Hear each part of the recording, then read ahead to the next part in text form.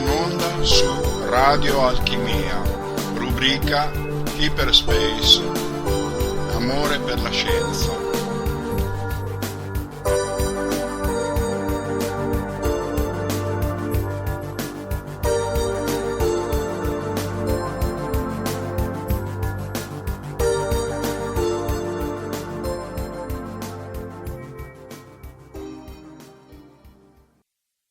Good day all.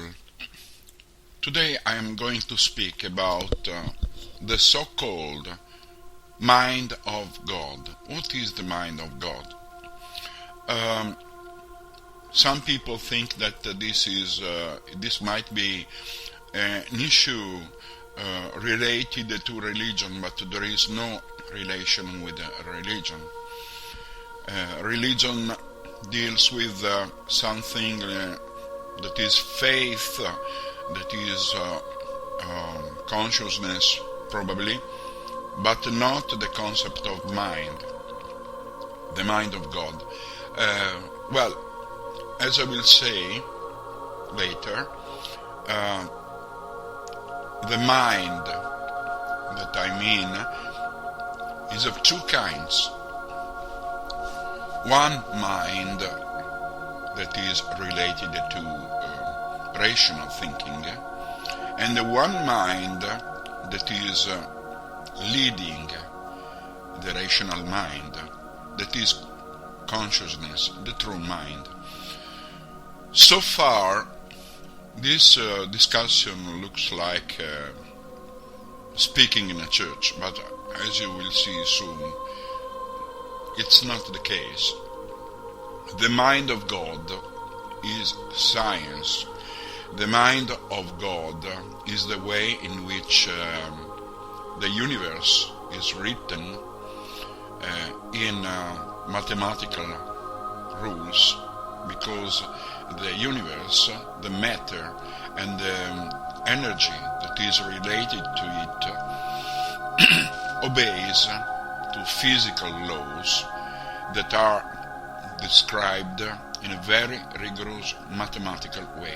So science, physics in particular, but also biology, show the architecture, the intelligent architecture of the universe, both in the inanimate world and in the animate world. There is a logic.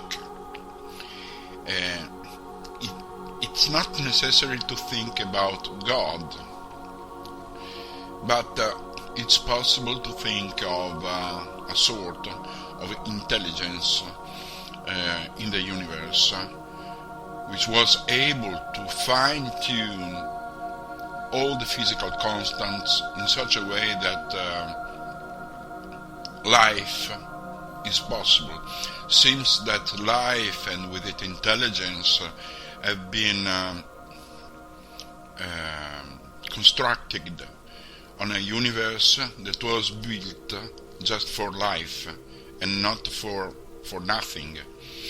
This universe might have a scope, might have a finality without any need of a God, but it might be that there is an intelligence that has been creating this universe, which is not necessarily God as we conceive it. I called it God because it's something that is far superior to us, but I have no intention to try to describe the concept of God, which is like to speak in a mathematical format, it's like an asymptotic limit that we can never reach and we can never describe. We can only describe the way in which the universe is written, and that way is mathematical. All the orbits of the planets, for instance, or of all the other bodies in the galaxy obey to very rigorous laws, and everything, every other law from mechanics, electromagnetism, acoustics, and optics, and nuclear physics, and whatsoever, is just something that is like a sort of harmonic music, and mathematics is just the way in which that music is written. So we have a mind, a powerful mind, that we can uncover when we do science, namely when we do observations or experimentation, and we try to describe what we observe, so that we find something that we can predict. This is science. When we can predict something, we can do science. When everyone doing the same experiment obtains the same result, we have science. And every scientist is uncovering the same thing. Something like a miracle, something like a beautiful thing that organizes the entire universe. So this is the mind, the rational mind that we can discover from the observation of nature. And this is marvelous, of course. But sometimes we might wonder if there is something else that is over this mind, namely something that is governing that mind, so that we would have a bigger mind that is using that God's mind as an arm to make something. Well, something that is coming out, that has already come out from quantum physics, shows that at particular conditions, in particular considering the elementary particles, we can obtain very weird results. This, the most spooky result is what comes out from the entanglement, quantum entanglement mechanism. I just try to describe in short what it is. Well, if we take two particles, such as electrons, for instance, and we make them interact together for a while, and then we separate them away apart.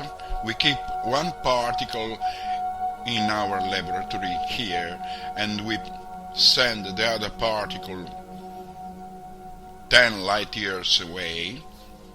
Let's see what happens if we do something to the particle that is in our lab. For instance, let's simply observe, using an electron microscope, this particle in the lab, this electron in the lab. As soon as we start the observation of this particle, the photons that are sent by the microscope in order to illuminate the electron will immediately perturbate the electron, so that its spin, its quantized rotation parameter, will be inverted from negative to positive, or vice versa.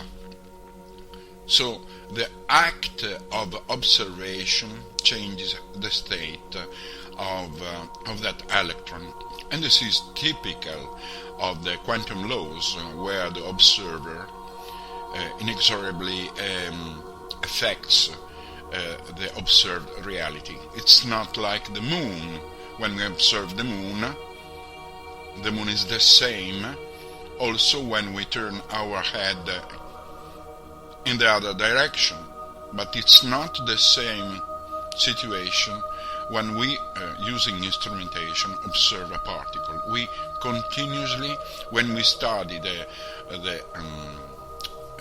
world of the infinitely small, we always interact with it.